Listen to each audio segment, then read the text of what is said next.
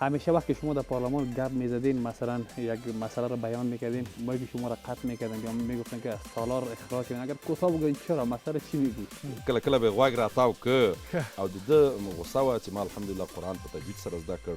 دکتر صاحب سرمایه‌تان چقدر هست؟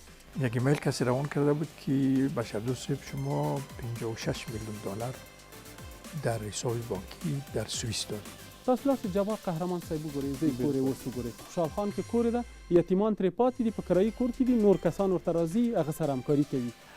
نو اوس مو سرمایه میرمنې سره ده که مور سره ده یا که بانک کې ساتلي؟ واده مې خپل په خوښه هم کړی او د کورنۍ خوښه مې ما.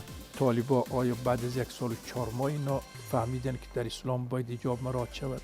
که چیرې د لوړو زده کړو وزیر شي یا هم د معارف وزیر شي نو نجونو ته به اجازه ورکړي چې دوی مکتبونو ته لاړې شي یا خدای دې مثلا نه پوهنتون کړي ته لاړ چې داسې شرایطو کې زه د لوړو زده کړو زیاده معرف شم. ولې؟ نه غواړم.